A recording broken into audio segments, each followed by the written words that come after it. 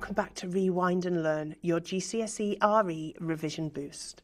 Today, we're looking at Jesus as moral authority. In other words, why Christians believe Jesus has the right to tell people how to live and how his teachings shape Christian ideas of right and wrong.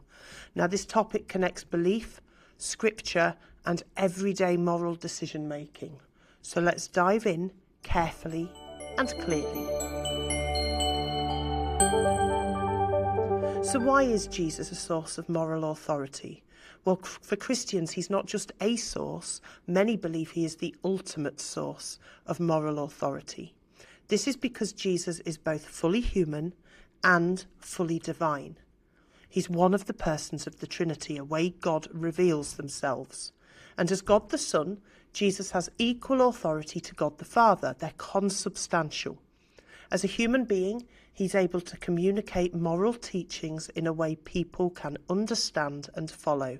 And this combination makes Jesus a uniquely powerful moral guide in Christianity.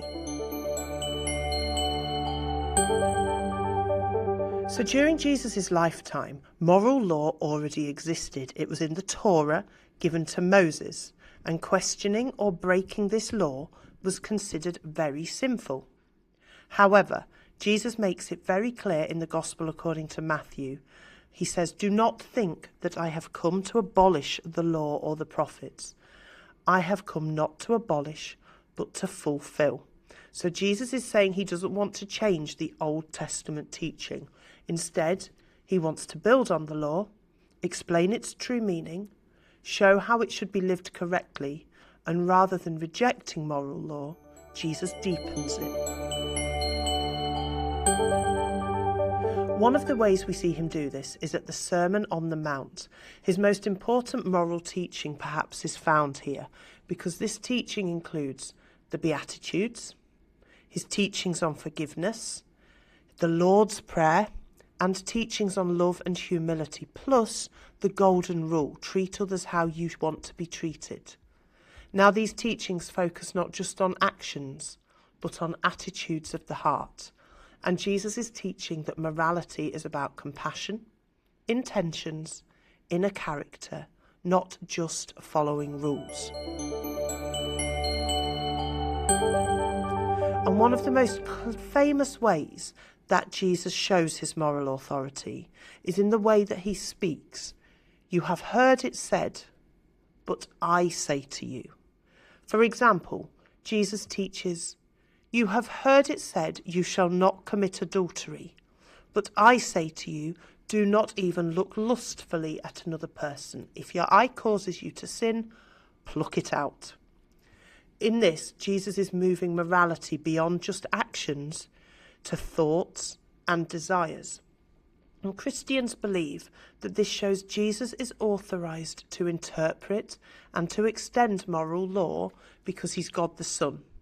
And he's not contradicting God, but actually he's revealing God's deeper will.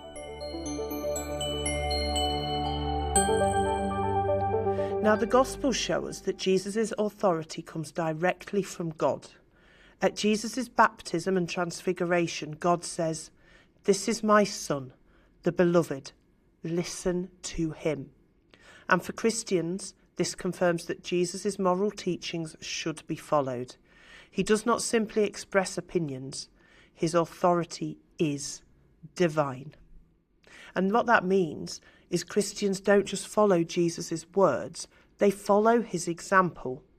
He shows moral authority through forgiving enemies, forgive 70 times 7, helping the poor, whatever you've done for the least among us, you do it for me, treating outsiders with dignity when he goes to the marginalised, and sacrificial love, dying on the cross. And this means Christians often ask, well, what would Jesus do? Jesus' life becomes a practical guide for moral decisions. So to summarise, Christians believe Jesus has divine moral authority. He fulfils and deepens the law.